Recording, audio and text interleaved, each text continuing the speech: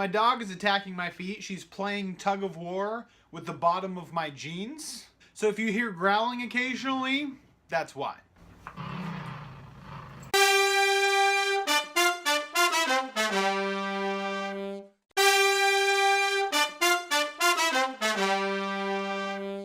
So most of you know I launched Under the Citadel this week, and it was great, but I learned a few things, and it's actually in line with what I think is wrong with Hollywood. First things first, let me go ahead and tell you what I think is wrong with Hollywood. So if you don't know, I'm a producer. Quick lesson, I've noticed a trend. Anybody inside of Los Angeles says, I am a blank. Like, I am an actor, or I am an actress. And then anybody outside of Los Angeles is like talking to somebody who says that. And they're like, oh, cool, so you want to be an actor? No. And so when people talk to me, they're like, oh, cool, so you want to be a producer? No. You know what? I am a producer because I produce stuff. I'm a producer on like a really low level, but I'm still a producer. And you know what? I'm just getting better. So, So a producer's job can actually vary pretty greatly, but what I want to talk about is what I do as a producer. What I like to do is I like to pair up with people that are extremely talented. I like to create the environment of which they can be as creative as possible, and I give them kind of guidelines and suggestions for what I think the audience is going to respond best to. Then, when the content is created, it is then my job to get it in front of as many people as I possibly can. Most producers on any level are in charge of making sure the project, let's just say movies, it's their job to make sure the movie makes money. So here's the problem with Hollywood films. You have a producer. This producer has access to the money. Whether it's a studio, whether it's an investor, whatever, they have access to the money. So the director is off making his movie.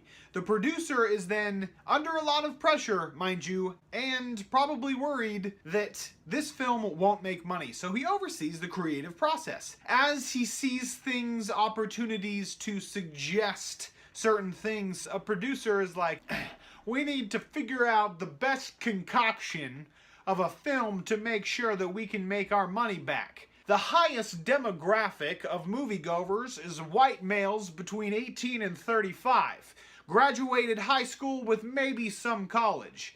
But they're single. So let's go ahead and cater the movie to them. So can you think of any movies that are targeted specifically to the 18 to 35 single males?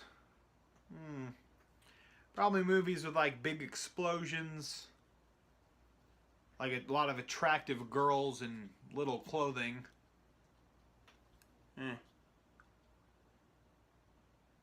Nothing's coming to mind. So you get my point. The producer is kind of pushing the creatives up against a wall to make sure that the movie has certain elements in it to entice as many people as possible. And that's fine, that's a producer's job, I completely understand.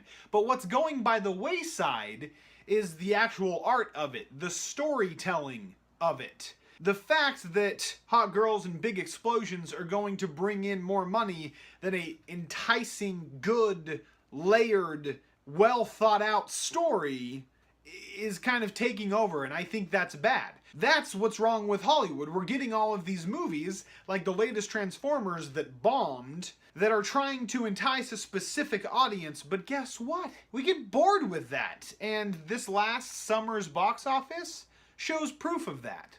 I believe well-told stories don't fall into a demographic. I think the style falls into a demographic, and that's fine, but well-told stories appeal to everybody. Everybody loves a good story. So we chose a style that is specific to a certain demographic, but the well-told story will appeal to everybody. So after this first episode comes out, I got some feedback from actually a lot of people, and a lot of the feedback was we didn't like, and then what followed was the style choices. We didn't like the fact that there was a featured song in there. My dad hated the song. But guess what? My dad's 50-something, and is already hard to please, let alone doesn't fit in the demographic whatsoever, but he enjoyed this story. Also, my parents-in-law are like super gung-ho and like happy for me, and they want to support me in every way that they can, but like I'm just kind of guessing that the style was kind of weird for them, but they were intrigued by the story. That was the feedback that I got.